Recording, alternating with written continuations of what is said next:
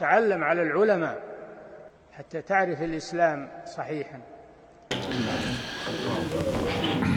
إن الحمد لله نحمده ونستعينه ونستغفره ونعوذ بالله من شرور أنفسنا ومن سيئات أعمالنا من يهده الله فلا مضل له ومن يضلل فلا هادي له وأشهد أن لا إله إلا الله وحده لا شريك له وأشهد أن محمدا عبده ورسوله صلى الله عليه وعلى آله وأصحابه وسلم تسليما كثيرا أما بعد.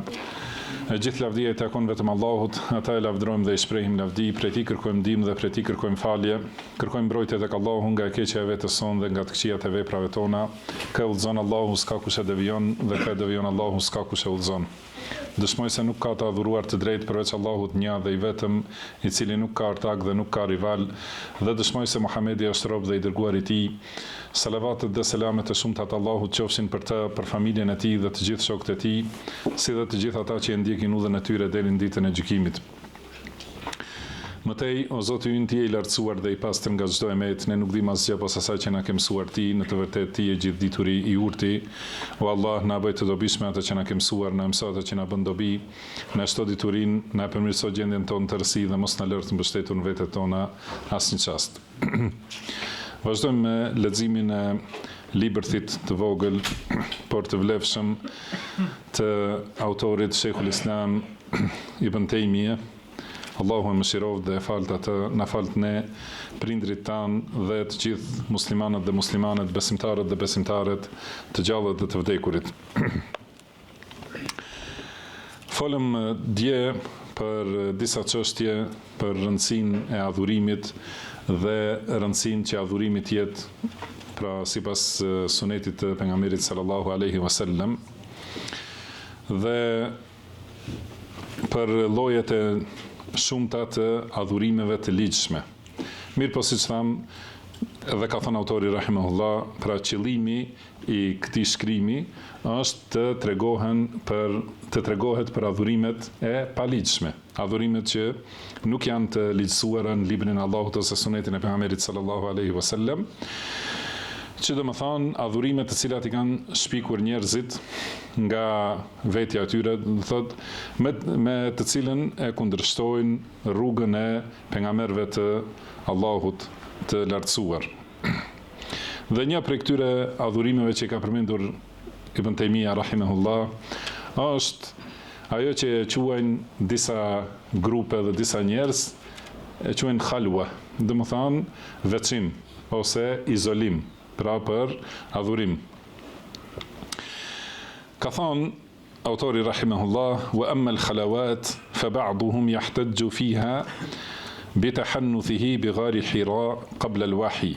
Do thotë sa i përket këtij veçimit edhe izolimit për adhurim, disa njerëz argumentojnë me adhurimet që i ka bërë pejgamberi sallallahu alaihi wasallam në shpellën Hira para shpalljes. Do të thënë, ky është argumenti i tyre, argumenti se duhet të bëhet ky lloj adhurimit është se pejgamberi sallallahu alaihi wasallam para shpalljes është veçuar në shpellën Hira, ka qëndruar aty për ditë shumta dhe ka bërë ibadet. Do të thënë, i është lutur Allahut subhanahu wa taala për udhëzim, është veçuar, do të thënë, për ulësi, do të thënë vetëm ndaj Allahut subhanahu wa taala. Përpara se të vazhdojmë me këto, do të thënë duhet ta përmendim atë që e tham dje, që është me rëndësi të përkujtohet se bazat e adhurimeve, prej cilave degëzohen të gjitha llojet, ishin, do të thënë, namazi, agjerimi dhe leximi i Kuranit ose dhikri, gjithashtu që është më e përgjithshme. Dhe këto adhurime dhe çdo gjë tjetër që vjen pas, do të thonë të gjitha ato duhet të bëhen me tauhid ose më saktë me dy tauhide. Do thotë nuk ka mundësi adhurimi të jetë i vlefshëm dhe i pranuar nëse nuk i ka të përmbushura këto dy tauhide. Tauhidin e të adhuruarit, do të thënë të veçohet i adhuruari subhanahu wa ta'ala, që mos bëhet adhurimi për askënd përveç se për Allahun e lartësuar, dhe tauhidi të dërguarit. Do të thënë që të veçohet pejgamberi sallallahu alaihi wasallam me ndjekje të rrugës së tij. Do thotë çdo adhurim që bëhet për Allahun dhe i shoqërohet në të dikush tjetër, Allahut, ose bëhet për dikant tjetër, ajo është i refuzum nga Allahu, si ka thënë Allahu subhanahu wa taala, ana aghna shuraka'i 'ani shirk. Do të thonë unë nuk kam nevojë për asnjë lloj ortakrie, për asnjë lloj bashkangjitje, dhe ka thënë men amila amalan ashraka ma'iya fihi ghayri taraktuhu wa shirkahu. Do të thonë kush bën një vepër dhe aty në atë vepër ma shoqëron dikën tjetër përveç meje, atëherë unë e braktis atë dhe shirkun e tij. Do të thonë nuk pranohet asesi nëse vepra nuk është e pastër vetëm për Allahun e lartësuar. Dhe gjithashtu nuk pranohet vepra nëse nuk është pastër vetëm sipas rrugës së pejgamberit sallallahu alaihi wasallam. Do të thonë këtu kemi veçimin e adhurimit, pra veçimi i Allahut me adhurim dhe veçimi i pejgamberit sallallahu alaihi wasallam me ndjekje dhe pasim. Do të thonë që mos ndiqet në adhurim askush përveç pejgamberit sallallahu alaihi wasallam. Mos merret shembull filani ose shehu i tarikatit ose dikush tjetër, do të thonë, pasi filani e ka bërë këtë adhurim ose filani e ka arsyetuar këtë adhurim, nëse bëhet dhe nuk është sipas sunetit pejgamberit sallallahu alaihi wasallam, atëherë ajo është i refuzuar, si ka thënë pejgamberi sallallahu alaihi wasallam, men amila amalan laysa alayhi amruna fa huwa radd. Do të thonë kush bën një vepër që nuk është sipas urdhrit ton, ajo është i refuzuar. Edhe do të thotë prandaj kjo fa huwa raddun, do të thonë disa prej dietarëve se është për qëllim njeriu me gjithë veprën e tij. Do të thonë ajo është i refuzum, jo vetëm vepra. Disa kanë thonë që vepra mund të jetë e refuzuar, por mund të shpërblehet për niyetin e kështu me radhë, por ky teksti i hadithit nënkupton se komplet është i refuzum. Ai personi me veprën e tij dhe me niyetin e tij, nëse nuk e ka qelluar sunetin e pejgamberit sallallahu alaihi wasallam. Do të thonë, pra vepra është e pranuar vetëm në qoftë se është me tauhid për të adhuruarin subhanahu wa ta'ala, do të thonë veçim me adhurim për Allahun dhe veçim në pasim për të dërguarin sallallahu alaihi wasallam. Prandaj, do të thonë tani Sheikhul Islam Ibn Taymiyah rahimahullah flet për këtë formë të adhurimit që e kanë shpikur, dhe kjo është më gjerësisht zgjerohet në këtë punë, që fillon nga kjo bazë e shpikjes që është veçimi, ose e quajnë khalwa. Edhe nëse keni dëgjuar, ka një prej tarikateve sufije që quhen khalwati. Do të thonë që baza e tarikatit të tyre është ky veçimi.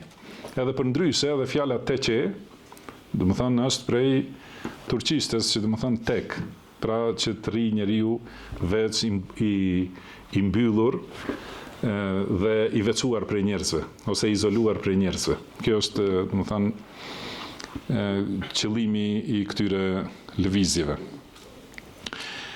Mirë, do të thonë disa marrin argumente, patjetër secili që pretendon se është në Islam edhe bën një rrugë që nuk është rrugë islame, patjetër se do të argumentojnë me diçka prej ajeteve ose prej haditheve ose prej sirës pejgamberit sallallahu alaihi wasallam.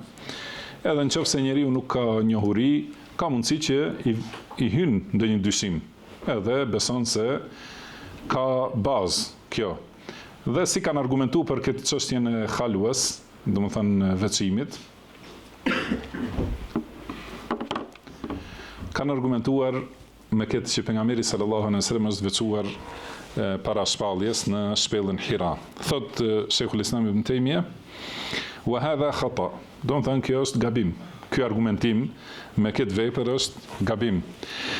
Sepse atë që e ka bërë pejgamberi sallallahu alaihi wasallam para dërgimit, para se të vi shpallja, nëse e ka bërë të ligjshme pas shpalljes, atëherë ne jemi të urdhëruar që ta ndjekim. Do të thënë nëse një vepër që e ka bërë para shpalljes, e ka bërë pas shpalljes, ose e ka bërë, do të thënë i ka ardhur shpallja për ligjësimin e asaj vepre, atëherë ne jemi të urdhëruar ta ndjekim. Por ta ndjekim pejgamberin sallallahu alaihi wasallam, siç është namazi ose itikafi në xhami. Dhe këto namazi dhe itikafi në xhami, që siç është i ligjshëm, do të thënë sipas sunetit pejgamberit sallallahu alaihi wasallam, këto janë të mjaftueshme dhe këto e bën njeriu që mos ketë nevojë për shpella ose për izolime do të thënë prej njerëzve, se do thotë këto gjithashtu janë ibadete që i ka shpallur Allahu subhanahu wa taala dhe nuk ka nevojë për të shkuar te shpella Hira, që është e kundërta me gjendjen e njerëzve para zbritjes së wahjit, thotë Ibn Taymija. Edhe pejgamberi sallallahu alaihi wasallam nuk ka qenë që lexon. Madje argumenti është, do të thënë, nuk ka studiu, nuk i ka studiuar librat e shpallur, por ka qenë, do të thënë, analfabet që nuk ka lexuar sallallahu alaihi wasallam, edhe siç është e ditur, i ka thënë me lajka që ka ardhur Xhibrili alaihi salatu wassalam, i ka thënë iqra, lexo, ka thënë pejgamberi sallallahu alaihi wasallam thot fa qultu lastu biqari, do të thënë unë nuk di të lexoj. Edhe atëherë, siç e dini historinë e shpalljes, dhe thot gjithashtu Ibn Taymija wala kanu ya'rifuna hadhihi as-salah, edhe nuk e kanë ditur mushrikët namazin. Do të thënë kjo që është bërë i ligjshëm me shpallje nga Allahu subhanahu wa taala, nuk kanë pasur njohuri për të. Edhe për këtë shkak mushrikët kur e kanë parë pejgamberin sallallahu alaihi wasallam që falet, do të thënë kur ka filluar të falet, atëherë e kanë ndalu, si ka thënë Allahu subhanahu wa taala, ara'aita alladhi yanha 'abdan idha salla. Do të thënë a ke pa atë njeri ose do të thënë çka do të kishte thënë për atë njeri që e ndalon robin kur falet. Do të thënë robi është pejgamberi sallallahu alaihi wasallam, kur është falur Abu Jahli edhe mushrikë tjerë e kanë ndalu, e kanë pengu nga ky namaz sepse nuk ka qenë i njohur, nuk ka ekzistuar te Qurayshët, do të thënë kjo formë e adhurimit, prandaj edhe e kanë ndaluar. Pra rajta in kana ala al-huda au amara bit taqwa, deri në fund të këtyre ajeteve i ka përmendur Ibn Taymija, do të thënë si mendon nëse ai është në udhëzim dhe urdhëron për devotshmëri, rajta in kadhaba wa tawalla, dhe si mendon për atë njeri, do të thënë këtë që ndalon për Abu Jahli, që ndalon pejgamberin sallallahu alaihi wasallam, ai përgjigjëstron edhe largohet prej përkujtimit, alam ya'lam bi anna Allaha yara, do të thënë ai nuk e di se Allahu sheh çdo gjë, kalla la illam yantahi lanasfa'an bin nasiya, do të thënë nëse ai nuk ndalet nga kjo, pra nuk ndalet nga ndalimi i pejgamberit sallallahu alaihi wasallam ose pengimi për faljen e namazit, do të kapet për flokësh, për balluke, nasiyatin kadhibatin khati'a, do të thënë këtë balluke përgjigjëstruese, gënjeshtare dhe mëkatare, falyad'u nadiya sanad'u az-zabaniya. Do të thënë ai le të thrasë ekipën e vet ose klubin e vet, do të thënë për krasve që i ka pasur prej kokave të mushrikëve, ai le t'i thrasë ata, ne do t'i thrasim zabanit, do të thënë rojet e xhehenemit. Kalla la tuti'hu wasjud waqtarib. Pra i ka thënë Allahu, mos ju bind atij, mos e dëgjoj ata, por bën sejdë, pra vazhdo me namazin dhe vazhdo t'i afrohesh Allahut subhanahu wa ta'ala. Do të thënë Allahu e ka bërë të ligjshme namazin, edhe këtë e ka praktikuar pejgamberi sallallahu alaihi wasallam. Edhe prandaj na ka urdhëruar pejgamberi sallallahu alaihi wasallam që ta ndjekim sunetin e tij, ka thënë aleikum bi sunnati wa sunnati al-khulafa'ir rashidin al-mahdiyyin min ba'di, do të thonë kapuni për sunetin tim dhe sunetin e halifëve të drejtë dhe të udhëzuar pas meje, tamassaku biha wa 'addu 'alayha bin nawajid, do të thonë kapuni për të dhe shtrëngojeni mirë me dhëmball, wa iyyakum wa muhdathatil umur, edhe ruhuni prej çështjeve të shpikura, prej adhurimeve të shpikura ose prej besimeve të shpikura. Fa inna kulla muhdathatin bid'a wa kulla bid'atin dalala, sepse çdo e shpikur në fe është bidat dhe çdo bidat është devijim. Dhe pastaj thot Ibn Taymija rahimahullah, wa ta'ifatun yaj'aluna al-khalwata 40 yawman wa yu'azzimuna amra al-40. Pra thot një grup prej këtyre mirë, këtu përmend, nuk e di, më vonë ndoshta, si argument, do të thonë se është gabim argumentimi, është i gabuar argumentimi me hyrjen e pejgamberit sallallahu alaihi wasallam në shpellën Hira para shpalljes, sepse pas shpalljes pejgamberi sallallahu alaihi wasallam asnjëherë nuk ka shkuar më te shpella Hira. Edhe ka qëndruar 13 vjet në Mekë, edhe nuk e ka vizituar asnjëherë këtë shpellë. Dhe pastaj pas hijretit gjithashtu ka ardhur pejgamberi sallallahu alaihi wasallam në umra në kompenzimit, do të thënë pas vitit pas udhëtimit të Hudejbiyes, dhe është kthyer, nuk e kanë leju që të bëjë umra, atëherë ka ardhur vitin tjetër. Kjo është hera e parë që ka hyrë në Mekë pas hijretit. Pastaj ka ardhur si çlirimtar i Mekës, edhe ka qëndruar disa ditë, disa kanë thënë rreth 20 ditë ka qëndruar në Mekë, edhe në raste të tjera po ashtu ka ardhur në Mekë, asnjëherë nuk ka shkuar te shpella Hira. Atëherë, do të thonë se ajo që ka qenë para shpalljes nuk mund të merret po ashtu as Khulafa Rashidin nuk kanë shkuar, askush prej sahabeve. Prandaj për këtë shkak, do të thonë shohim se argumentimi me atë ndodhi para shpalljes nuk është argument në vendin e vet, por është gabim. Pastaj Matutja thot: wa ta'ifatun yaj'aluna al-khalwata 40 yawman wa yu'azzimuna amra al-40. Ka një grup prej njerëzve që e bëjnë këtë izolimin për 40 ditë. Edhe shumë e madhrojnë çështjen e 40-shit. Edhe, do të thonë, bërjen e ibadeteve për 40 ditë, do të thonë si sufit që thonë duhet të ketë veçim, izolim për 40 ditë. Edhe grupe tjera, për shembull Xhamaat të Tabligh kanë dalje në rrugën e Allahut 40 ditë. Edhe kështu, do të thonë, grupacione ka shumë që e madhrojnë edhe shëntrojnë numrin 40 ose kohën prej 40 ditësh. Për këtë, pa pasur gjithashtu argument. Dhe thot yahtajuna fiha bi anna Allah ta'ala wa'ada Musa alayhi salam 30 leylatan wa atammaha bi 10. Edhe cilin e kanë argument për këtë 40-shin, se Allahu subhanahu wa ta'ala i ka dhënë Musait a.s. kohë që të afrohet tek Allahu para se të flasë, 30 net, pastaj ja ka plotësuar me 10. Dhe thot që është transmetuar se Musa alayhi salatu wasalam ka agjeru këto 40 ditë. Dhe është përmendur se Musa a.s. ka agjeru 30 ditë, kur e ka pas vendi ose terminin për të folur me Allahun subhanahu wa ta'ala, paraprakisht ka agjeru 30 ditë.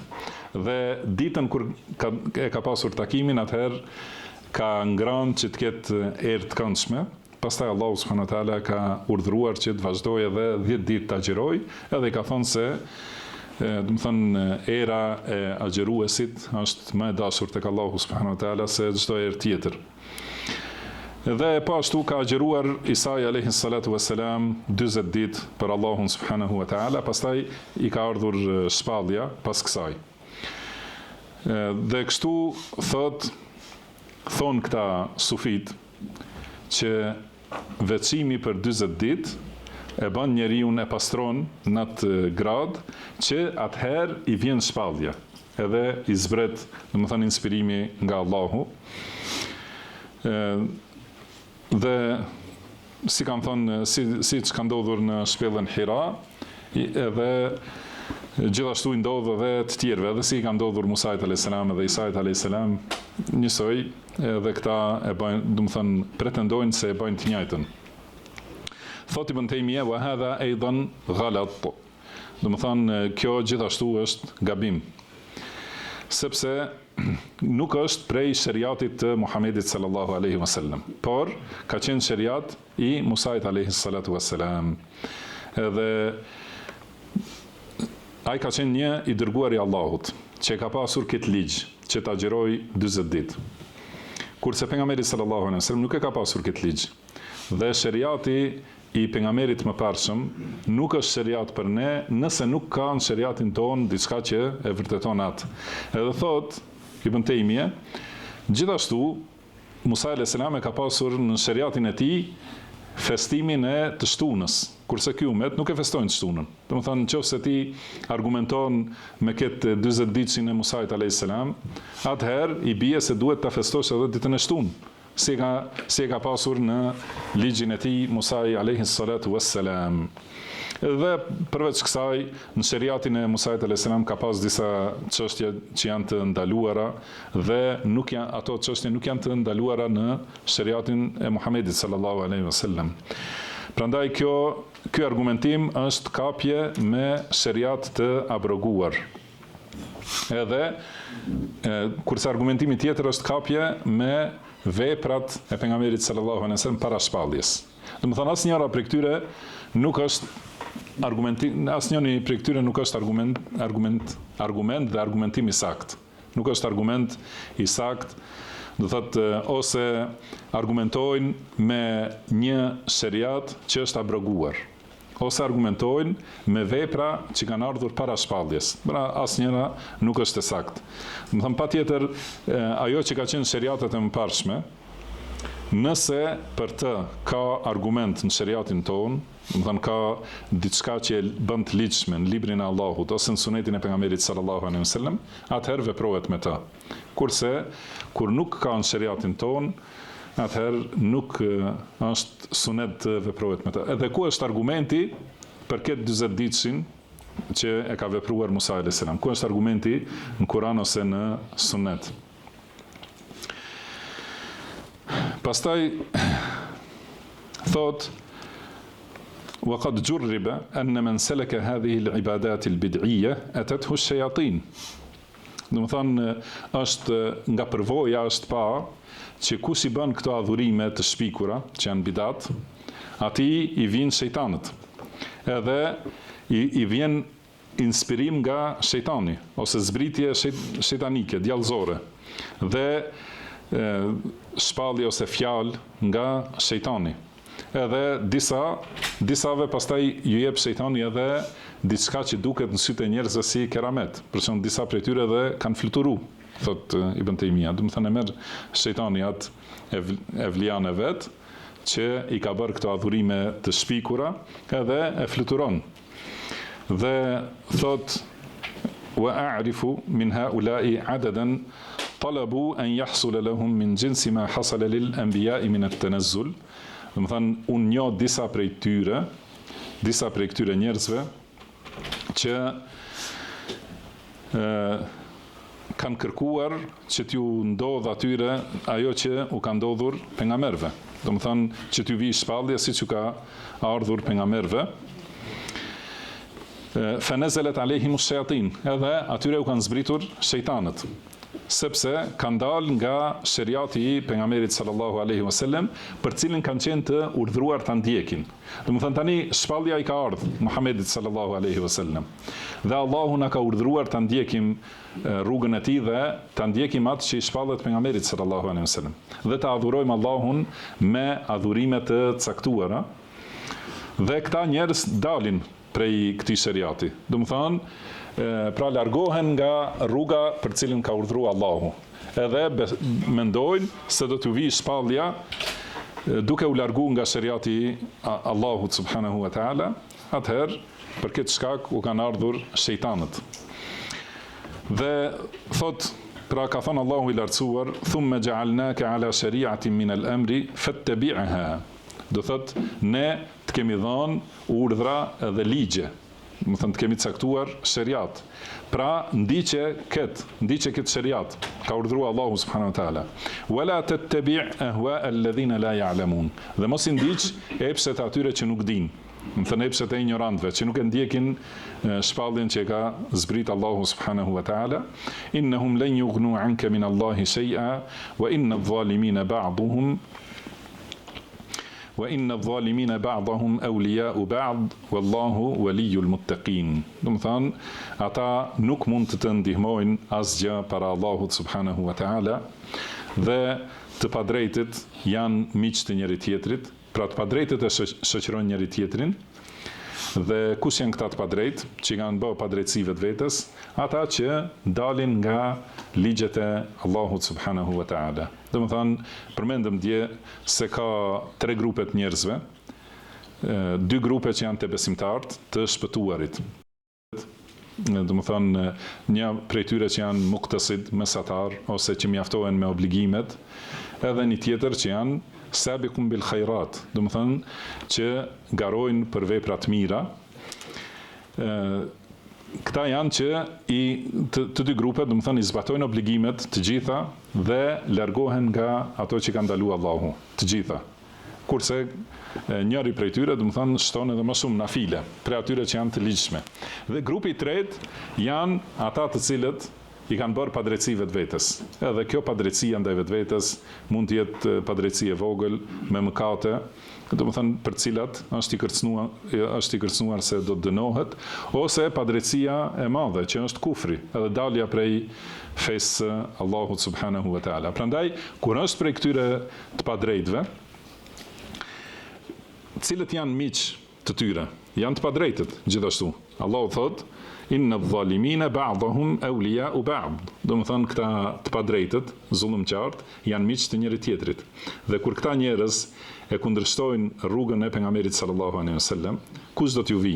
A do t'ju vinë me lajket edhe shpallja nga Allahu, apo do t'ju vinë shejtanët dhe shpallja nga shejtanët? Padyshim se vinë, do të thonë shejtanët atyre, edhe thot Allahu i lartësuar, wallahu waliyyul muttaqin, kurse Allahu është mbrojtësi dhe miku i të devotshmëve.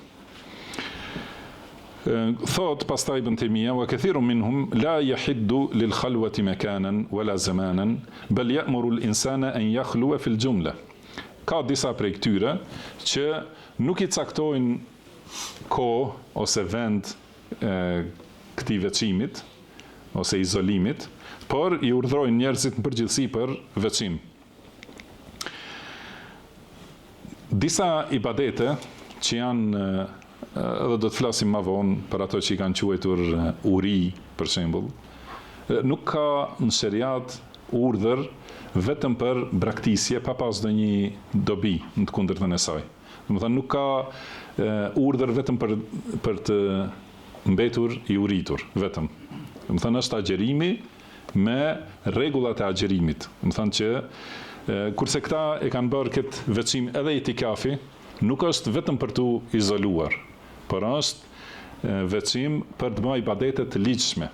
Kurse këta çka bëjnë, tash i përmend më vonë, thot thumma sara ashabul khalawat fihim man yatamassaku bi jinsi al-ibadat ash-shar'iyya as-salat was-siyam wal-qira'a wadh-dhikr.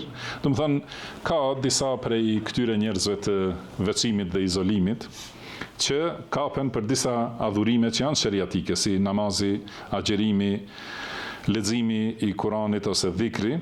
Wa aktharuhum yakhrujuna ila ajnasin ghayr mashru'a. Kurse shumica prej këtyre që pretendojnë veçim, që të mbeten tek, do të thënë teqe, dalin në lloje të adhurimit që nuk janë të ligjshme. Femin dhalik tariqatu Ebi Hamid, do të thënë një prej këtyre llojeve është menhexhi i Ebu Hamid al-Ghazali. Pra thot Ibn Taymija, tariqatu Ebi Hamid wa man tabi'ahu, do të thënë është rruga e Ebu Hamidit dhe atyre që e kanë ndjekur atë. Thot këta e urdhrojnë njeriu në veçim dhe izolim që mos bëj asgjë përveç obligimit. Do të thënë t'i fal vetëm namazet obligim dhe mos ketë as lexim të Kuranit, as shikim në hadithet e pejgamberit sallallahu alaihi wasallam, as diçka tjetër. por e urdhrojnë vetëm për dhikr. Edhe i thonë atij, siç ka thënë Ebu Hamid el-Ghazali, pra i thonë dhikri i njerëzve të thjesht është la ilaha illallah, kurse dhikri i njerëzve të veçantë është Allah, Allah. Dhe dhikri i elitës të veçantëve është hu, hu. Dhe më thënë, kështu ka thënë Ebu Hamid el-Ghazali. Pra kjo është dhikri më i mirë. Edhe shikoni, tani Ibn Taymija, dhe më thënë, sjell argumente në aspektet shumta, edhe i çmonton, dhe më thënë, ato në aspektet shumta, mirë po njëherë do ta plotësoj, ta tregoj tamam se çka thonë ata. Prandaj mos ta humbim përqendrimin. Ka përgjigje për këta që kanë thonë se do dhikr më i veçantë është Allah, edhe më i veçantë se i veçanti është vetëm hu, me thonë hua, që do thot ai. Kam thonë pra muslimanët e thjesht, ose populli i thjesht që s'marrin vesh, bojnë dhikr duke thënë la ilaha illallah. Thot Ibn Taymija, dhe vetëm ky dhikr nuk është sakt. Me thonë vetëm la ilaha illallah dhe asgjë tjetër. Edhe mirë po kam thonë edhe më mirë se la ilaha illallah është me thonë vetëm Allah. Edhe më mirë se Allah, vetëm me thonë ai, hu, hu, dhe më thonë asgjë tjetër. Thot, wa dhikru bil ismil mufrad, mudhiran au mudmiran, bid'atun fi shara'. Dhe më thonë dhikr me ba, veç me emrin, dhe më thonë pra mudhir, ose dhe më thonë emrin të shfaqër, vetëm Allah, ose mudmar me për emër, vetëm hua, vetëm ai, do thot. Të gjitha këto forma janë bidat në shariat. Nuk ka bazë në shariat. Do të thënë me bë dhikr vetëm me emër, vetëm me përmend emrin, ose me përmend vetëm për emrin. Nuk ekziston ashtu në shariat. Dhe thot wa khata'un fil qawli wal lugha. Do të thënë leçi s'ka argument shariat, por është gabim edhe gjuhësor. Edhe nuk ka, do të thënë, asnjë logjik. Sepse vetëm emri nuk është fjali me kuptim. Edhe nuk do me thonë as iman, as kufër. Do thotë vetëm me thonë Allah. Vetëm Allah, Allah, Allah. Nuk është dhikr. Shariat nuk ka argument për ta. Mirë po logjikisht, gjithashtu nuk ka asnjë kuptim. Sepse ata thonë që ata i mendojnë kuptimet në mënyrë shpirtërore. Mirë po ka mundësi dikush me thonë Allah edhe me thonë Akbar, për shembull, në mendje. Që Allahu është më i madh. Ka mundësi do të thonë e përmend dikush emrin e Allahut dhe e madhron ata. Po ka mundësi që dikush thotë Allahu nuk ekziston, për shembull. Prandaj fjalia nuk është e plotë edhe nuk ka asnjë kuptim. E ndoshta ata me dhikrin e tyre, ndoshta e mendojnë unë e mohoj Allahun. Edhe e thon Allah dhe mohojnë atë. Prandaj ose edhe më shumë nëse thuhet hua, nëse thon hu, ndoshta e kanë për qëllim Allahun, ndoshta e kanë për qëllim shejtanin, e madhrojnë. Prandaj nuk ka kuptim. Të gjitha dhikret në shariat janë fjali të plota, që japin kuptim të plot. Do të thonë si la ilaha illallah. Do të thonë nuk ka të adhuruar të drejtë përveç Allahut. Subhanallah, që do të thonë i lartësuar ose i patmejta është Allahu, ose elhamdulillah, i lavdishëm dhe çdo përsosmëri takon Allahut dhe çdo lavdi takon Allahut, ose Allahu Akbar, do të thonë Allahu është më i madhi, ose la hawla wala quwwata illa billah, pra nuk ka fuqi, nuk ka lëvizje përveç se me ndihmën e Allahut. Çdo dhikr që ekziston në librin e Allahut ose në sunetin e pejgamberit sallallahu alaihi wasallam është në këtë mënyrë. Do të thënë me fjali të plota, me domethënie të plota. Pra la ilaha illallah që do thotë tauhid. Allahu Akbar që do të thonë madhrim. Subhanallah që do të thonë pastrim, do thot prej tmetave. Elhamdulillah që do të thonë lavdi ndaj Allahut me cilësitë e përsosmërisë. Edhe la hawla wala quwwata illa billah që do të thonë mbështetja në Allahun, ose hasbi Allahu wa ni'mal wakil, do të thonë mbështetja ime është Allahu dhe është mbështetësi më i mirë. Do thotë gjitha dhikrat janë në këtë mënyrë. Dhe pra Ebu Hamid el-Ghazali thot se dhikr është i përgjithshëm, la ilaha illallah. I veçanti, do të thënë njerëzve të veçantë, është Allah, kurse më i veçanti, edhe më elitar, thotë ka thonë vetëm hu, kjo është dhikri më i mirë. Kurse thot Ibn Taymija, wa qad thabata fi sahih, do të thënë është vërtetuar në hadith sahih nga pejgamberi sallallahu alaihi wasallam se ka thonë afdalul kalami ba'da al-Quran arba'. Do të thënë fjalët më të mira, më të vlefshme pas Kuranit, pasi Kurani është fjala e Allahut. Pastaj pas Kuranit, fjalët më të vlefshme janë 4. Wa hunna min al-Quran. Edhe këto 4 fjalë janë prej Kuranit. Ka thonë subhanallah, walhamdulillah, wa la ilaha illa Allah, wallahu akbar. Pra i dërguari Allahut sallallahu alaihi wasallam thotë këto janë fjalët më të mira, edhe ky është dhikri më i mirë. Kurse sufit në krye me Abu Hamid al-Ghazali thonë më i mirë është hu vetëm. Gjithashtu ka thënë pejgamberi sallallahu alaihi wasallam në tjetër hadith, afdalu dhikri la ilaha illa Allah. Do të thënë dhikri më i vlefshëm është la ilaha illa Allah. Pastaj gjithashtu në hadith tjetër ka thënë pejgamberi sallallahu alaihi wasallam, afdalu ma qultu ana wan nabiyyuna min qabli, la ilaha illa Allah wahdahu la sharika lah, lahul mulku wa lahul hamdu wa huwa ala kulli shay'in qadir. Pra pejgambert, këta janë më të veçantit të elitës së më të veçantëve, pejgambert e Allahut. Ka thënë pejgamberi sallallahu alaihi wasallam, fjala më e mirë që e kam thënë unë dhe pejgamberët tjerë para meje është kjo, la ilaha illa Allahu wahdahu la sharika lah. Do të thënë nuk ka të adhuruar të drejtë përveç Allahut, i cili është një i vetëm dhe nuk ka asnjë ortak dhe asnjë shok. Lahul mulku wa lahul hamd, atij i takon i gjithë pushteti dhe atij i takon e gjithë lavdia, do të thonë çdo përsosmëri, wa huwa ala kulli shay'in qadir, edhe ai është i fuqishëm për çdo gjë, ose i gjithë fuqishëm për secilën çështje. Kjo është dhikr, do të thonë madhrim, lartësim, veçim, lavdi për Allahun subhanahu wa ta'ala. Kjo thot pejgamberi sallallahu alaihi wasallam, kjo është fjala më e mirë që e kanë thënë të gjithë pejgamberët. Kurse këta thonë, më e mirë se kjo është mos mi thonë këtë fjalë, do thotë. Dhe thotë wal ahadithu fi fadli hadhihi al-kalimat kathiratun sahiha, do të thonë ka hadithe të shumta që janë sahiha, shumë hadithe që tregojnë vlerën e këtyre fjalëve. Kurse përmendja vetëm e emrit pa përmendur fjali është bid'atun lem yushra, do të thonë është bidat, nuk është i ligjshëm, nuk ka argument në Kur'an as në Sunet. Edhe thot walaysa huwa bi kalamin yuqal wala fihi iman. Edhe nuk është fjalë që kuptohet. Pra nuk jep fjalia kuptim, vetëm nëse thot Allah. Ose edhe më keq nëse thot vetëm hu. Nuk jep asnjë kuptim, edhe nuk jep iman. Pra tham ka mundësi dikush e thot këtë fjalë për nënçmim ose për ta mohuar Allahun subhanahu wa ta'ala. Prandaj thot Ibn Taymija, disa njerëz të mëvonshëm që thonë në këtë mënyrë të bëhet dhikr, ka thonë se nuk është qëllimi jon ta përmendim Allahun.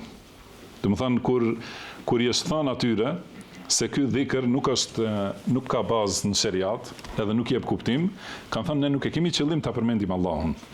Mirë po kemi qëllim ta shtojmë koncentrimin. Do të thënë duke përmendur vetëm një fjalë, edhe mu përqendru vetëm në një fjalë. Si thonë meditim, do të thonë, për edhe koncentrim komplet i mendjes edhe zemrës vetëm te një fjalë ose te një çështje, që shpirti të përgatitet për atë që do t'i vi. Kështu thonë sufit. Do të thonë, ne nuk e kemi qëllim ta përmendim Allahun, po e kemi për qëllim ta shtojmë koncentrimin, që të jetë shpirti i përgatitur për atë që do t'i vi. Prandaj i kanë thonë muridave të atyre, do të thonë nxënësve të atyne shujukëve të tarikateve, ta thonë këtë emër, do të thonë shumë herë. Dhe kur t'jeti koncentruar mirë, do të thonë në këtë emër, edhe bile disa herë as nuk thonë që ta përmendin emrin e Allahut, po vetëm ta thonë një fjalë, të njëjtën, që i gjithë koncentrimi t'jetë vetëm te ajo fjalë.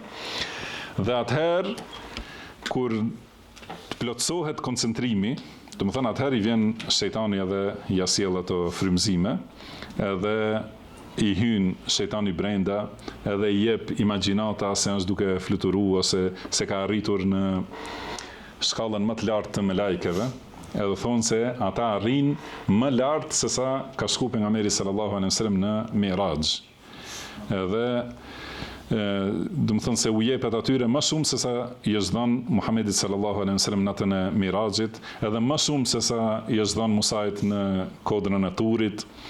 Edhe do të thonë thotë Ibn Taymija, kjo ndodh, do të thonë në kohën tonë të disa njerëz që e thonë këtë.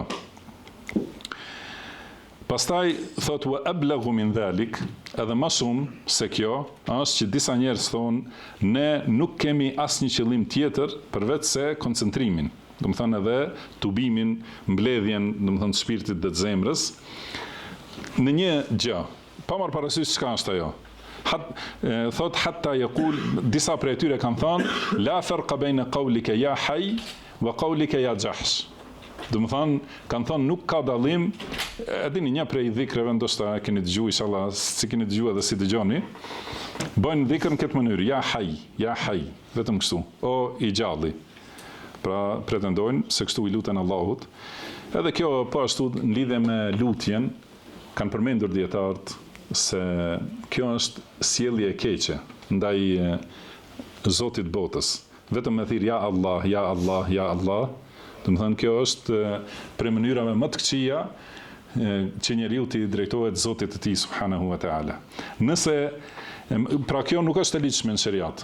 Do thotë nuk ekziston argument, edhe kjo është baza jon. Por nëse e marrim logjikisht, nëse shkon te mbreti edhe ja thu vetëm emrin, o filan, o filan, o filan, do të fusen në burg, do të thonë, ajo është si tallje me njeriu me krijesën që ka pozit, është si tallje. Do të thonë nëse i thu një herë edhe e tregon kërkesën tënde, atëherë është në rregull. Kurse kështu vetëm ja haj, do të thonë vetëm sigur o Allah ose o i gjalli i përhershëm vazhdimisht, ajo nuk është dhikr i ligjshëm dhe nuk është i logjikshëm. Pra nuk ka as ligjshmëri, as logjik. Por këta sufit, domethënë të cilët e bëjnë këtë dhikr ose këtë lutje, thonë nuk ka dallim mes fjalës ja haj ose ja jahsh, i ogomar.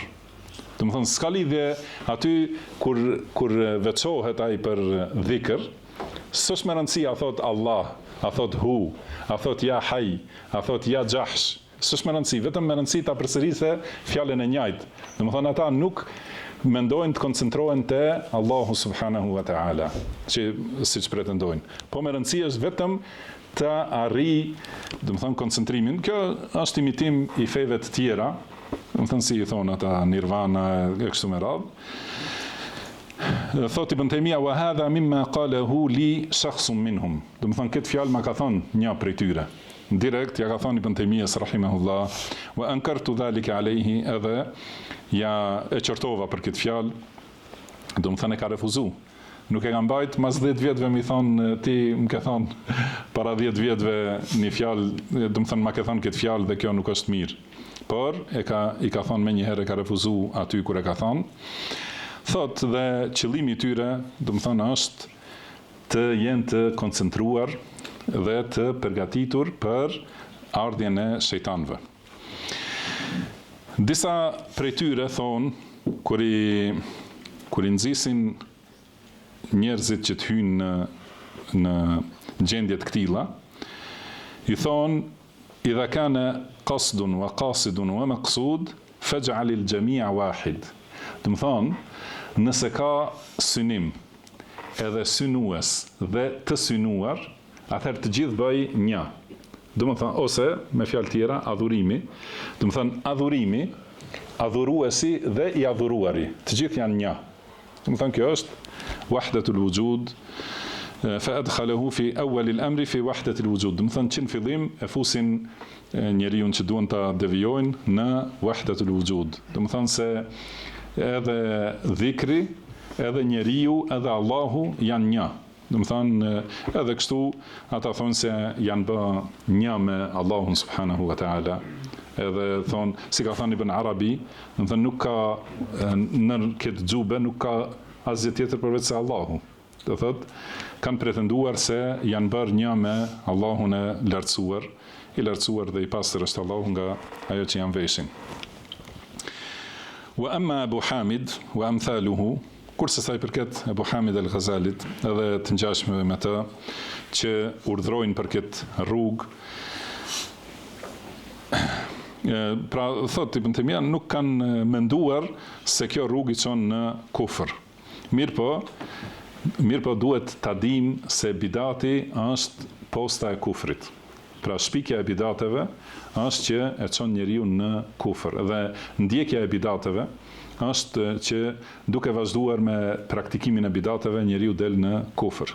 Edhe me keqardhje të madhe këtë shohim edhe në kohën tonë te njerëzit që nuk e kanë qëllim mohimin e Islamit. Mirëpo duke u thelluar në bidate dalin prej tyre fjalë që janë kufëri qartë, për cilin nuk ka asnjë dyshim. Edhe për këtë shkak, pra ka thënë Allahu subhanahu wa taala, "Falyahdharil ladhina yukhalifuna an amrihi", do të thënë let ruhen, pra let jenë të paralajmëruar ata që e kundërshtojnë urdhrin e pejgamberit sallallahu alaihi wasallam, se atyre do t'u ndodh një fitne dhe do t'u ndodh dënimi i rënd i dhemshëm. Dhe ka thënë Imam Ahmedi se kjo fitne është shirku. Pra kur njeriu vazhdon të kundërshtoj urdhrat e pejgamberit sallallahu alaihi wasallam, i devijon zemra dhe arrin deri në shirk dhe në kufër. Pra këta nuk e kanë pas qëllimin të bëjnë kufër. Mirëpo me shpikjen e këtyre bidateve kanë dalë në kufër, në wahdatul wujud ose ittihad, që thon, dhe me bashkim mes atij sufiut dhe Allahut, me pretendimin e tyre, i lartësuar është Allahu nga kjo, do të thonë fjalë të kufrit. Prandaj, pastaj e kanë mohu sheriatin e tjera, do të thonë kufriate të shumta. Thot, nuk e kanë ditur ose duhet ta di secili se bidati është posta e kufrit ose rruga për të arritur në kufër. Këta e kanë urdhruar muridin e tyre që ta zbrazë zemrën prej çdo gjëje, edhe madje thot se ndoshta e urdhrojnë njeriu që tulet në një vend të errët dhe ta mbuloj kokën, edhe të thot Allah, Allah, edhe besojnë se kur ta zbrazë zemrën, atëherë është i gatshëm që ti vi shpallja në zemër, edhe ta arrijë atë njohjen që duhet ta arrijë.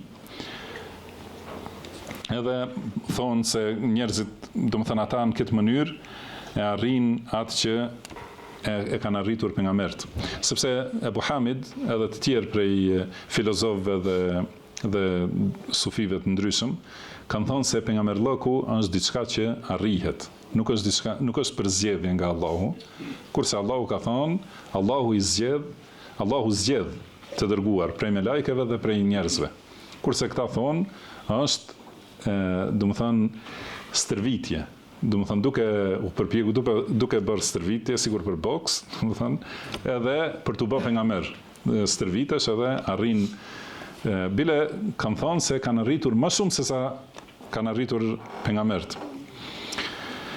Shiko, si e thonë, me shku ndë një vend, ndë një shpellë të errët, ose ndë një dhomë të braktisur që nuk shkon askush aty, ndë një shtëpi të errët, edhe me mbulu kokën, do të thonë me mbulu me ndë një qebe, që mos me hi asnjë dritë të aj.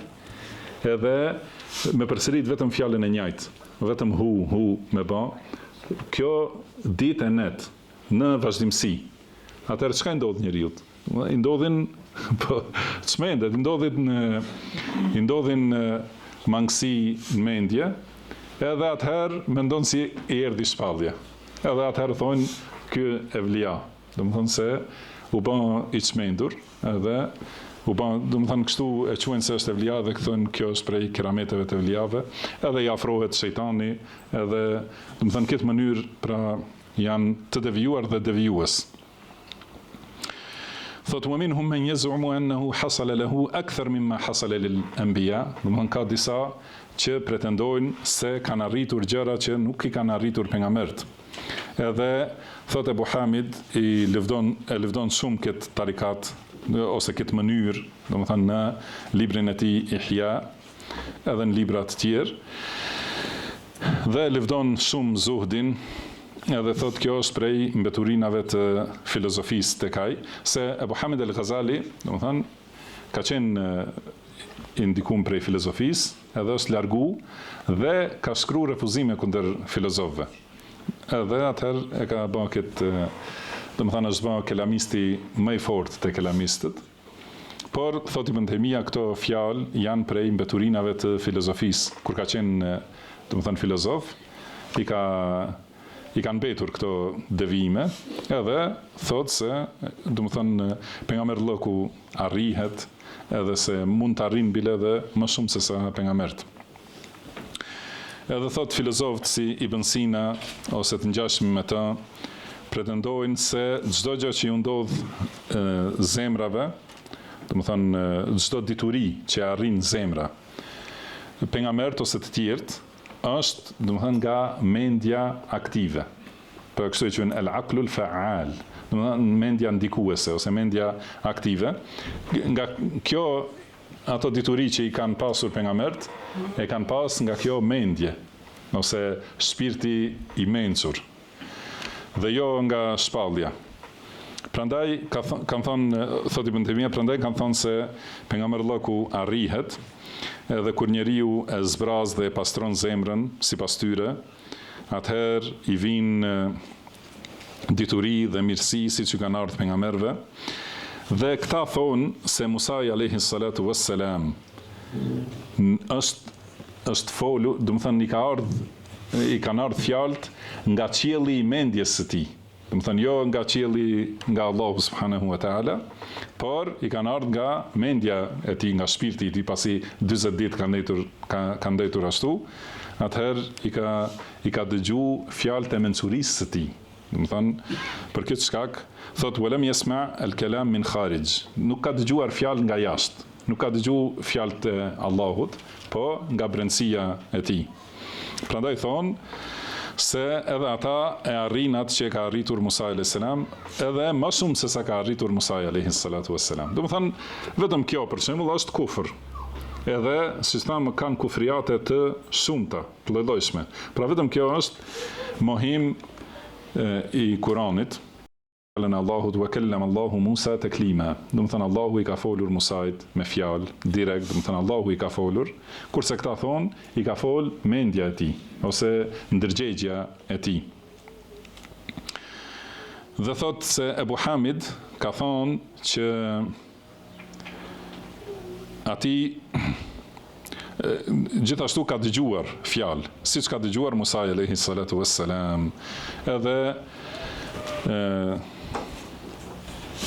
thot kjo është për shkak se ai nuk ka iman në pejgambert, nuk e ka, domethënë el-iman bir rusul, që është prej shtyllave të imanit, nuk e ka pasur të saktë Ebu Hamid al-Ghazali, edhe kanë besu në disa çështje, domethënë Ebu Hamid dhe pasuesit e tij kanë besu disa çështje të fesë dhe kanë besu disa pejgamber, i kanë mohuar disa pejgamber edhe disa çështje të fesë, edhe tani thot kjo që e kanë thënë ata është e kot dhe e pavërtet, edhe kjo vërtetohet në disa aspekte.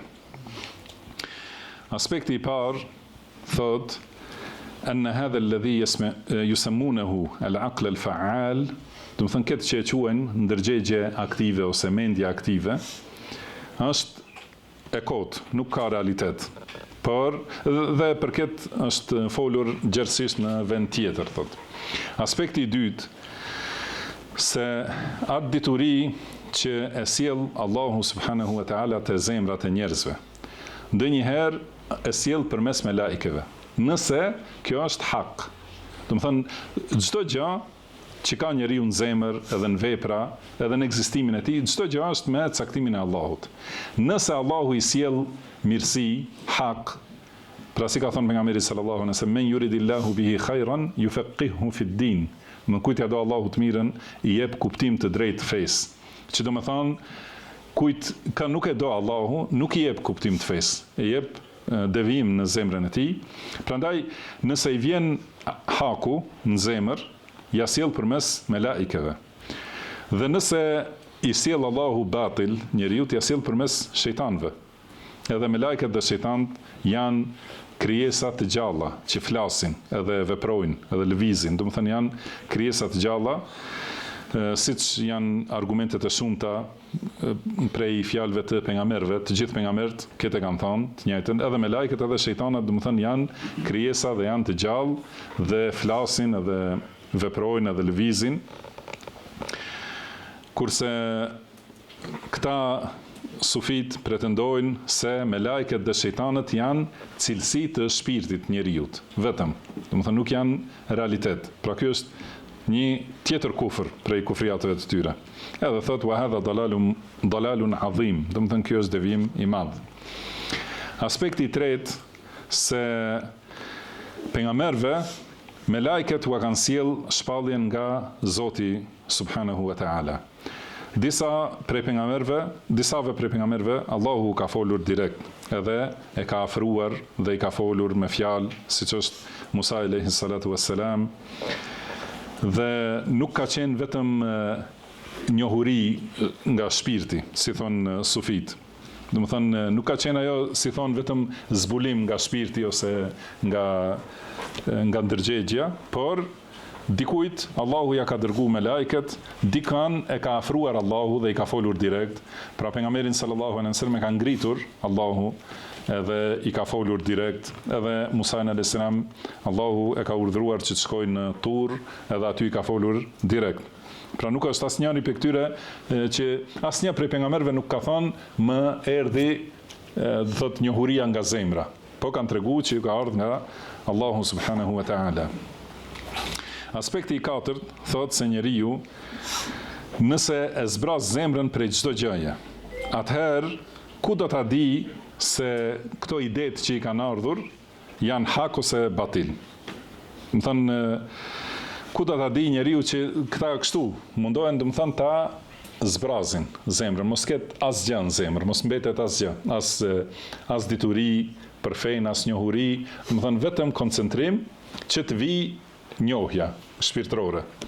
Atëherë si do ta din a është kjo hak, kjo që ju vjen, kjo ideja që ju vjen, si do të din ta dallojnë a është hak ose batil? Sepse çka është hak edhe batil njihet me shpallje në një, dhe e dyta me logjik të shëndosh. Dhe as shpallja nuk e kanë vërtetuar këtë, as logjika e shëndosh, këtë që thonë ata. Aspekti i pestë se ajo që dihet me shpallje dhe me logjik të shëndosh është se kur njeriu e zbraz zemrën prej çdo gjëje, atëherë atij i hyn shejtanët. Do të thënë nëse nuk ka në zemër asnjë gjë, atëherë i vinë shejtanët dhe i zbresin shejtanët, siç i zbresin fallxorëve dhe magjistarëve. Se shejtanin e pengon, do të thënë që të hyjnë në zemrën e njeriut, e pengon dhikri, përmendja e Allahut subhanahu wa taala, edhe ky dhikr të cilin Allahu ja ka shpallur pejgamberit sallallahu alaihi wasallam. Dhe nëse nuk ka asnjë lloj dhikri dhe nuk ka ndjekje të shpalljes që i ka ardhur pejgamberit sallallahu alaihi wasallam, atëherë vin shejtan. Si ka thonë Allahu subhanahu wa taala, "Wa man ya'shu 'an dhikri ar-rahmani nuqayyid lahu shaytanan fa huwa lahu qarin." Do të thënë kush largohet nga përmendja e Allahut, do të thënë largohet nga udhëzimi që Allahu e ka dërguar në Kur'an dhe në sunetin e pejgamberit sallallahu alaihi wasallam, dhe nuk e përmend Allahun gjithashtu ashtu si ka urdhëruar pejgamberi sallallahu alaihi wasallam, atëherë atij ja lidhim një shejtan dhe ai vazhdon të jetë i pandashëm prej tij. Wa innahum la yasuddunahum 'anis sabili wa yahsabuna annahum muhtadun. Dhe shejtanët i pengojnë prej rrugës së drejtë dhe ata mendojnë se janë të udhëzuar. Po ashtu thot se ka thonë shejtani, iblisi, kur Allahu e ka largu prej mëshirës së tij, atëherë Allahu tregon se çka ka thonë iblisi. Ka thonë fabi izzatika la ughwiyannaka fabi izzatika la ughwiyannahum ajma'in. Do të thonë me fuqinë tënde do t'i devijoj të gjithë ata. Do të thonë gjithë pasardhësit e Ademit. Illa ibadaka minhumul mukhlasin. Përveç robëve të pastër. që janë të sinqertë dhe që veçojnë adhurimin ndaj teje. Dhe pashtu ka thënë Allahu, inna ibadi laysa laka alehim sultanun illa man ittaba'aka min al-ghawin. Do të thonë, robërit e mi, ndaj robërve të mi nuk ke fuqi përveç ata që të ndjekin ty, që janë të devijuar. Dhe thot, wal mukhlasuna humul ladhina ya'budunahu wahdahu la yushrikuna bihi shay'a. Dhe njerëz të pastër dhe me ikhlas janë ata të cilët e adhurojnë vetëm Allahun dhe nuk i shoqërojnë në adhurim asgjë. Wa innama yu'badu Allahu bima amara bihi ala alsinati rusulihi. Dhe Allahu adhurohet me ato që ka urdhëruar ai, përmes gojve të pejgamberëve. Faman lam yakun kadhalika tawallathu ash-shayatin. Do të thënë kush nuk është kështu, atëherë atë e marrin në do të thënë kontroll shejtanët. Shikoni, do thot Allahu subhanahu wa taala ka treguar se ata njerëz që largohen nga rruga e Allahut, ata do të thënë i merr shejtani.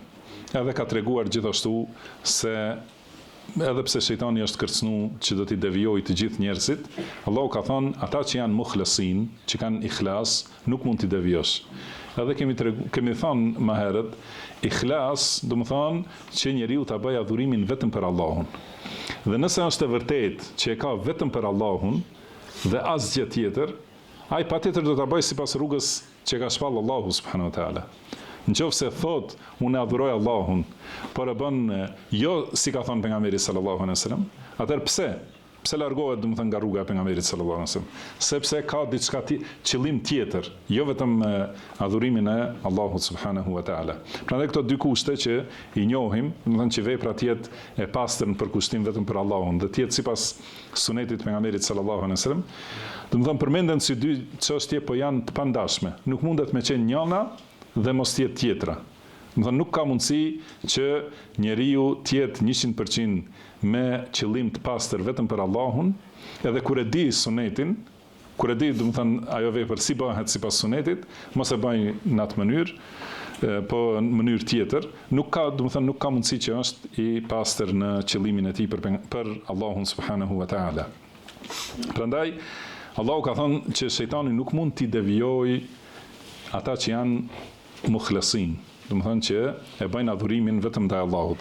Dhe për këtë shkak, këta njerëz që i bëjnë këto adhurime, edhe thonë se u ka ardhur shpallja, atëherë nuk ka dyshim se është shpallja nga shejtani, sepse shejtani sjell vezvese, edhe ka thënë Allahu, pra që të mbrohemi nga shejtani, ja themi këtë sure, Qul a'udhu bi rabbin nas, malikin nas, ilahin nas. Do të thënë, thuaj, kërkoj mbrojtje ose strehim tek Allahu, Zoti i njerëzve, mbreti i njerëzve, i adhuruari i njerëzve, i adhuruari vetëm me të vërtetë, me merit. Min sharril waswasil khannas. Do të thënë, kërkoj mbrojtje, që të jemi mbrojtur nga e keqja e waswas, do të thënë ai që sjell vezvese, ai i cili bën cytje, që është khannas. Edhe ka thënë Abdullah ibn Abbas, do të thënë kjo është cilësia e shejtanit, që kur njeriu është në ghafle, ka harru ta përmendë Allahun, atëherë ai i sjell dyshime edhe vezvese. Nëse fillon ta përmendë Allahun, atëherë khanes, do të thënë fshihet edhe largohet. Dhe për këtë shkak ka thënë pejgamberi sallallahu alaihi wasallam, kush e lexon ajetul kursi përpara se të flerë, do të thënë ka një mbrojtës nga Allahu, edhe nuk i afrohet shejtani deri në mëngjes, nëse ka thënë ajetul kursi. Këta i urdhrojnë muridat e tyre që mos përmendin asgjë prej Kuranit ose asnjë lloj dhikri, po vetëm hu. Atëherë kuptohet se shejtanët afrohen pasi ajo zemra është zbrazur nga përmendja e Allahut subhanahu wa taala.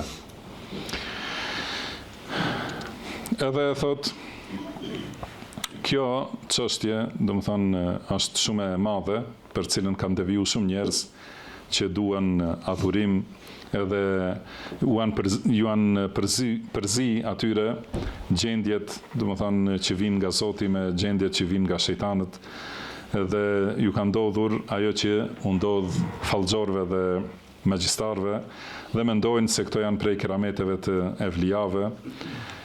Dhe për këtë gjithashtu kemi sqaruar, domethënë vende tjera, thot, siç është libri El Furqan, domethënë është libri Ibn Taymiyes, dallimi mes evlijave të Allahut dhe evlijave të shejtanit. Aspekti i gjashtë thot se kjo rrugë sigur të kishte qenë hak,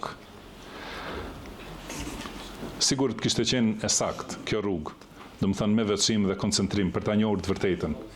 Do të kishim thënë që mund ta praktikojnë ata të cilëve nuk ju ka ardhur asnjë pejgamber.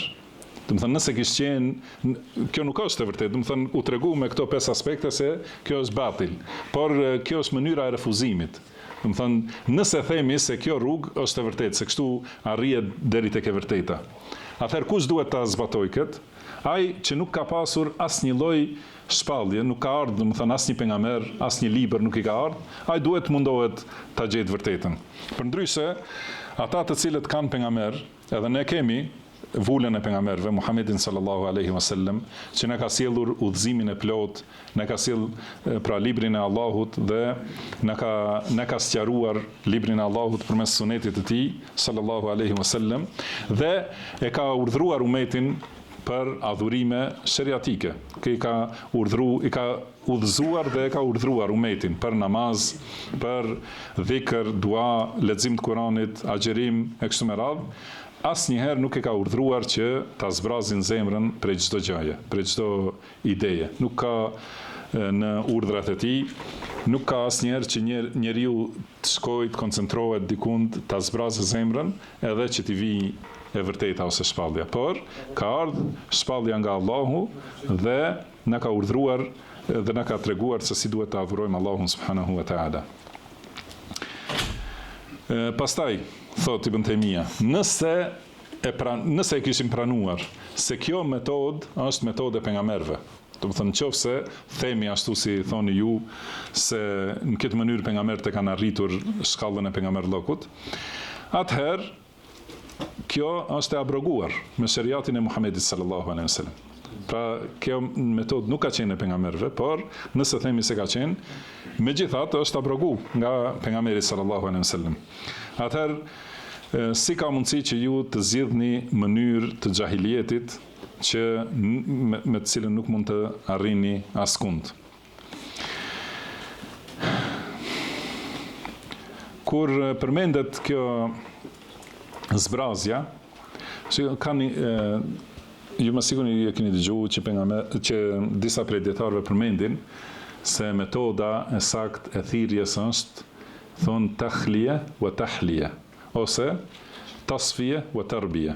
Domethënë zbrazje ose kthjellim dhe edukim. Ose takhliya domethënë zbrazje, tahliya stolisje. Domethënë që zemra të zbrazet nga të këqijat, edhe nga idetë e gabuara dhe të edukohet me idetë e sakta nga libri i Allahut dhe suneti i pejgamberit sallallahu alaihi wasallam. Prandaj nëse themi se ka urdhër, dhe kjo padyshim e ka bazën në librin e Allahut dhe sunetin e pejgamberit sallallahu alaihi wasallam. Qëllimi është që njeriu ta zbraz zemrën nga ato që nuk i do Allahu dhe ta mbush zemrën me atë që e do Allahu. Edhe më e rëndësishmja është që ta zbraz zemrën nga adhurimi i kujdo qoftë përveç Allahut subhanahu wa taala dhe ta mbush zemrën me adhurim ndaj Allahut. Domethënë si është fjala la ilaha illa Allah. Pra nuk ka të adhuruar të drejtë. Pra e zbraz zemrën njeriu nga secili që adhurohet përveç Allahut. Illa Allah mbush zemrën me adhurim ndaj Allahut subhanahu wa taala. Po ashtu e zbraz zemrën nga dashuria e të tjerëve përveç Allahut dhe e mbush me dashurinë ndaj Allahut. Gjithashtu e zbraz zemrën nga frika ndaj dikujt tjetër përveç Allahut dhe e mbush zemrën me frikë ndaj Allahut. E mohon çdo mbështetje në tjetër kënd përveç Allahun dhe e pohon dhe përforcon mbështetjen në Allahun subhanahu wa taala. Pra ky është Islami. Kjo është, domethënë, kur bëhet fjalë për zbrazje. Kurse zbrazja e plot, si tham, nuk ekziston në Islam urdhër vetëm mohues. Domethënë që vetëm zbrazë zemrën. Si thon ata sufit, domethënë zbrazet nga çdo gjë. Islami na ka urdhëruar që ta zbrazim nga të këqijat dhe ta mbushim me të mira. Ta zbrazim nga shirku, që është më e rëndësishmja, edhe ta mbushim zemrën me tauhid. Pastaj thot atë që thash më herët, vetëm fjala la ilaha illallah, edhe nëse marrim këtë dhikr, që padyshim se është dhikr i vlefshëm, dhikri la ilaha illallah. Ka thonë pejgamberi sallallahu alaihi wasallam, do të thonë dhikri më i vlefshëm është la ilaha illallah. Nuk është përqendrimi vetëm në këtë lloj dhikrit, gjithashtu nuk është i dobishëm. Pra se ka dhikre të shumta që na ka udhëzuar pejgamberi sallallahu alaihi wasallam dhe vepra të tjera. Nuk jemi të urdhëruar që të bëjmë vetëm një lloj të adhurimit. Pra prej llojeve të shumta të adhurimit ka, do të thënë, namazet të lloj-llojshme, agjerimet të lloj-llojshme, sadaka të lloj-llojshme, kështu me radhë udhëtime, ato që u përmendën më herët, dhe ka dhikre të lloj-llojshme.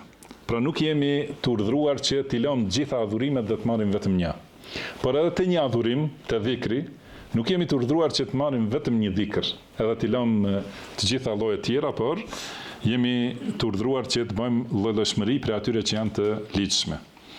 Edhe thot Ibn Taymija se vetëm një dhikr nuk është rruga për të arritur te Allahu subhanahu wa taala, edhe të lihen të tjerat. Por më e mirë, do të thënë adhurimi më i mirë trupor është namazi, pastaj leximi i Kuranit, pastaj dhikri, pastaj lutja. Por ndonjëherë ai që është më pak i vlefshëm në disa raste bëhet më i vlefshëm se ai më i vlefshmi. Do të thonë, pra dhikri që është më i vlefshmi është fjala la ilaha illallah. Po në disa vende një dhikr tjetër është më i vlefshëm se fjala la ilaha illallah. Për shembull, në ruku Subhana rabbiyal azim, edhe në sejdë Subhana rabbiyal a'la, është më i vlefshëm se me thënë la ilaha illallah. Madje edhe nuk është e saktë me thënë la ilaha illallah në ato vende. Ose në fund të namazit, para selamit, duaja është më e vlefshme se leximi i Kuranit, që në përgjithësi leximi i Kuranit është pra dhikri ose ibadeti më i vlefshëm, kurse këtu lutja para namazit, para përfundimit namazit, para selamit, është më i vlefshëm se leximi i Kuranit. Këto, do të thënë, është një aspekt, se ka kohra edhe gjendje ku ajo që është më pak e vlefshme vjen në vlerë më e lartë se ajo që është më e vlefshme. Por gjithashtu thot, te disa njerëz nuk bën dobi ajo më e vlefshme. Thot se njerëzit janë të ndryshëm. Ndonjëherë duhet ta marrin një vepër që është më pak e vlefshme, dhe sepse aty Allahu ka dhënë sukses. Do të thonë dikujt i ka dhënë Allahu sukses në namazin e natës, dikujt në agjerim, dikujt në bamirësi për shembull ndaj të varfërve, dikujt në leximin e Kuranit, dikujt në dhënien e mësimeve. Prandaj secili sipas gjendjes së tij duhet të kapet për atë që është më e vlefshme për ta. Edhe nuk ka mundësi, domethënë, tash gjithë dietarët të shkojnë më e vlefshme është leximi i Kuranit, edhe t'i lanë njerëzit, domethënë, mos i mësojnë për fenë e Allahut e kështu me radhë, ose kur shohim për shembull të varfrit duke vdekur nga uria, edhe të pasurit thonë më e vlefshme është me fal namaz, mos dalim prej shtëpie që domethënë t'i ndihmojmë të varfërve e kështu me radhë. Ose ndonjëherë njeriu nuk ka mundësi ta bëjë atë më të vlefshmen. E bën atë tjetrën të radhës që është më e vlefshme. Edhe thotë si shembull, si i urituri, nëse nuk gjen ndonjë ushqim që është më i vlefshëm, e gjen atë më pak të vlefshëm. Domethënë nuk gjen mish, për shembull, gjen vetëm bukë të thatë. Atëherë në atë moment që është i uritur, nuk duhet ta refuzoj këtë më pak të vlefshmen, por ta kaloj urinë dhe ta mbaj jetën, domethënë, derisa të arrite ajo më e vlefshme. Tjetër edhe këtë çështje aspekti i shtatë është, megjithëse ka edhe pak më shumë. Aspekti i shtatë, ky Abu Hamid al-Ghazali ka dhënë një shembull për një ndodhi që ka ndodhur ose s'ka ndodhur, pa ai e ka përmendur, se ka pas një grup prej atyre piktorëve kinez edhe një grup i piktorëve romak. Edhe secili ka thonë se e kanë shkrim ose vizatimin mur, domethënë e kanë më të mirë. Edhe i ka thonë ai pushtetari që ka qenë, ka thonë të bëjmë një kontest, domethënë, të shohim kush fiton. Edhe i ka vënë në një dhomë. Dhe në mes të asaj dhomës ka vendosur perde që mos e shohin njëri tjetrin. Edhe kanë hyrë këta artistët ose piktorët romak me ngjyra dhe me ngjyra, domethënë, të rralla, të shtrenjta, të veçanta. Edhe kinezët kanë hyrë pa ngjyra. Domethënë vetëm kanë hyrë aty për ta rregulluar murin. Edhe kjo ka qenë e çuditshme për atë mbretin. Dhe pastaj kur kanë mbaruar romakët, kjo është historia që tregon Ebu Hamid al-Ghazali.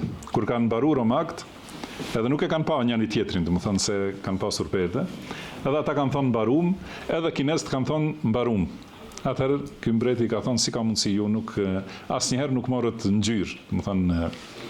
Atëherë kur e kanë hequr perden, e kanë pa se artistët kinez e kanë lustru murin edhe kanë bërë të rafsht edhe të pastër që është bërë si pasqyrë. Kurse këta në anën e kundërt e kanë vizatu me piktura të bukura, domethënë edhe ngjyra mahnitse që ka qenë mbreslanse, ka qenë shumë e bukur. Por kush ka fitu?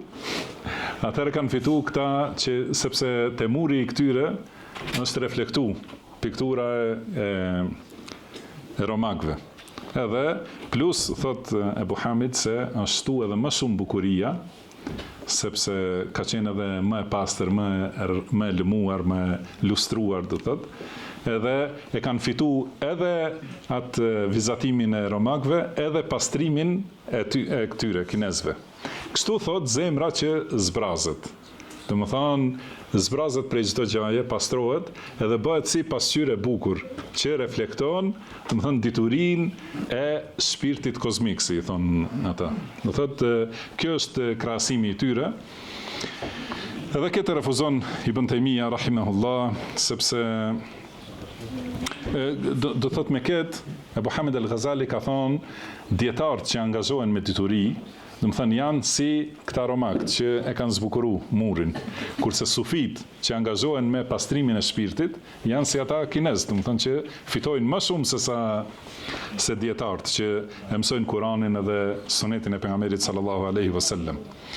Mirpo, e vërteta është se kjo bukuria e dietarëve nuk arrin të zemrat e atyre njerëzve që e bëjnë këtë mënyrë, si thamë që mbyllen në errësirë, mbulohen, nuk shohin dritë 40 ditë, gjithashtu edhe të ushqimi, se tjetër ibadet që kanë thënë është uria, domethënë ibadet i vlefshëm, edhe marrin vetëm bukë, do thotë që dhe marrin një copë druri të njom, edhe e peshojnë. Dhe çdo ditë han sa peshon kjo copa drurit.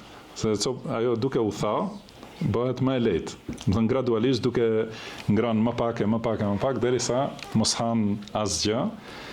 Gjitha këto ndikojnë për dëmtimin e mendjes. Edhe domethënë bën dëmtime fizike në tru, domethënë largim prej dritës, largim prej njerëzve, gjithashtu. Thot Ibn Taymija gjithashtu se ka në Islam ka urdhër për largim prej njerëzve ose për veçim, por ajo është për ndonjë dobi. Për shembull, largim prej gjërave të ndaluara. Si ka thënë Allahu subhanahu wa taala, "Idha ra'aita alladhina yakhuduna fi ayatina fa'arid anhum." Do kur ti shohësh ata që flasin me devijim për ose për çështje të ajeteve të Allahut, atëherë largohu prej tyre. Do të thënë largim prej njerëzve të bidatit, largim prej njerëzve të kufrit, largim prej mëkatarëve, largim prej sufive sa më larg. Do të thënë kjo është e ligjshme në sheriat. Po ashtu ka thënë Ta'ala ka thonë për Ibrahimin alayhi salatu wassalam, "Falamma i'tazalahum wama ya'buduna min dunillah wahabna lahu Ishaqa wa Yaquba wa kullan ja'alna nabiyya." Do të thonë kur ai u largua prej tyre, u izolu prej atyre dhe shirkut të tyre. Dhe domethënë çdo gjë që kanë adhuruar përveç Allahut, atëherë ja dhuruam Ishakun dhe Jakubin dhe të gjithë i bëm pejgamber. Domethënë është larguar prej shirkut dhe prej njerëzve të shirkut. Dhe nuk është largim absolut, domethënë prej të gjithë njerëzve. Po ashtu edhe për ata djelmosat e shpellës, ka thonë wa idh i'tazaltumuhum wa ma ya'buduna min dunillah, do të thonë kur ju u veçuat prej tyre, u larguat prej tyre dhe çka kanë adhuruar ata përveç Allahut, atëherë fa'u ila al-kahf, do të thonë qëndroni në shpellë, do të thonë kjo ka qenë ikje nga shtypja e mushrikëve, që mos i çojnë në shirk. Kurse këta ikin izolimi i sufive është gjithashtu izolim edhe prej adhurimeve. Do të thonë nuk shkojnë për namaz me xhamat, se ka thonë Ibn Taymija këtu përmend që zgjedhin për izolim në një xhami të braktisur, ku nuk banon askush, do të thonë është xhami e thatë, ose në një shtëpi e braktisur, ose në një shpellë. Do të thonë ku për një kohë gjatë nuk e falin namazin me xhamat, as xuman, as edhe në shumicën e rasteve as aty nuk falen. Do të thonë sepse duan të jenë të veçuar vetëm me një fjalë.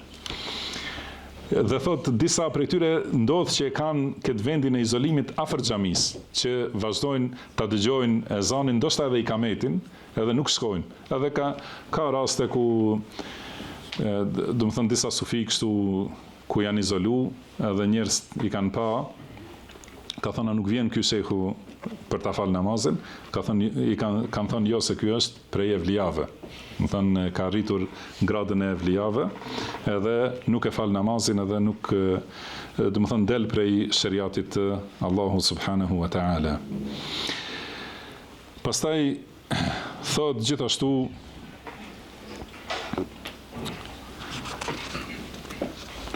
po në një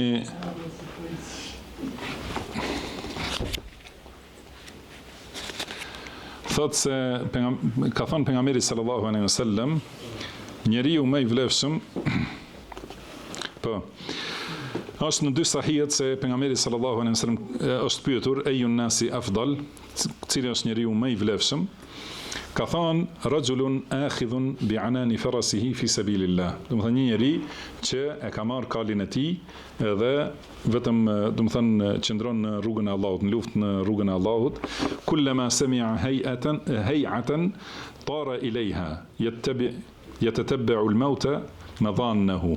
Do të thonë njeriu më i vlefshëm është ai që e ka marrë kalin edhe ka dalë në rrugën e Allahut. Edhe çdo herë kur e dëgjon zërin e armikut, fluturon drejt tij dhe e kërkon, do të thonë i kërkon vendet e vdekjes, do të thonë e kërkon shahidllokun.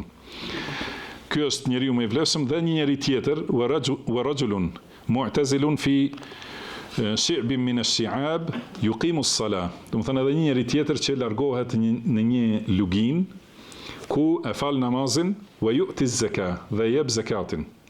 Do të thonë njeriu që largohet prej fitneve, prej devijimeve, edhe shkon në një vend të largët ku e fal namazin e jep zakatin, wa yad'u an-nasa illa min khair, edhe nuk përzihet me njerëzit përveç se në khair, në punë të mira. Dhe këtu thot Ibn Taymija, kjo fjala yuqimu s-salata wa yu'ti az-zakat është do të thonë e fal namazin dhe jep zakatin, është argument se ky njeri nuk izolohet plotësisht prej njerëzve, por largohet prej devijimeve dhe fitneve. Se e fal namazin, do të thonë si ka urdhëruar Allahu edhe si ka udhëzuar pejgamberi sallallahu alaihi wasallam, me fal me xhamat, por edhe më shumë thot se ai ka pasuri dhe jep zakat. Do të thënë fjala wa yu'ti zakat, do të thënë jep zakatin, tregon se ai nuk është izolu nga dunjaja. Pra ka punon, ka pasuri, e jep zakatin, edhe patjetër se përzihet me njerëz. Dhe yad'u an-nas, do të thënë i braktis njerëzit përveç se në hajër. Do të thënë nuk qëndron, shoqërohet me ata që bëjnë mëkate dhe bëjnë bidate dhe kanë fitne dhe devijime të lloj-llojshme, por shoqërohet vetëm në hajër. Edhe thot se argument se ky njeri e fal namazin me me xhamat, cili është hadithi tjetër, ka thënë pejgamberi sallallahu alaihi wasallam, ma min thalathatin fi qaryatin wala badwin la tuqamu fihim as-salatu jama'atan illa wa qad istahwadha alaihim ash-shaytan. Do të thënë nuk ka mundësi që të jenë 3 veta në një fshat ose në një shkretir, edhe 3 veta nëse janë, dhe nuk e falin ata namazin me xhamat, atëherë ata i mbisundon shejtani. Do të thënë, prandaj këto izolime që e kanë shpikur, këto janë aspektet shumëta. Po ashtu ka thënë pejgamberi sallallahu alaihi wasallam, aleikum bil jamaa fa inma ya'khudhu adh-dhi'bu al-qasiyata min al-ghanam. Pra mos ju ndani xhamatit, sepse ujku e merr atë dele që ndahet nga kopeja, që do të thonë se shejtani e merr atë njeri që largohet nga xhamati, do thotë namazi me xhamat në xhami. Pra këto janë disa aspekte për ta çmontuar, do thotë, këtë pretendim për adhurimin e veçimit dhe izolimit që tham. Njëherë, duke tregu se vetë ky lloj i adhurimit është bidat, do të thënë nuk ka bazë në fenë e Allahut, është i shpikur dhe kundërshton ligjin e Allahut. Pastaj duke tregu se ato çka përmbahen brenda ky izolim, do të thënë vepra dhe dhikre, janë kundërshtim me fenë e Allahut, dhe gjithashtu damet që i sjell largimi dhe veçimi, dhe se këtë njeri e kaplojnë shejtanët. Do të thënë këtë e ka sqaruar Sheikhul Islam Ibn Taymija rahimahullah, edhe do të flasim edhe në mësimin tjetër inshallah Teala për aspekte tjera të kësaj, edhe për disa njerëz në vendet tona që e bëjnë këtë thirrje. Ka në vendet tona është një njeri që ka fillu të bëhet i njohur nga Tetova, që bën shumë thirrje për bidate dhe për shirk. Edhe do të flasim inshallah edhe për atë, me lejen dhe me ndihmën e Allahut subhanahu wa ta'ala. Wallahu a'lam, wa sallallahu wa sallama ala abdihi wa rasulihi nabiyina Muhammad. سبحانك اللهم وبحمدك أشهد أن لا إله إلا أنت أستغفرك وأتوب إليك وآخر دعوانا أن الحمد لله رب العالمين.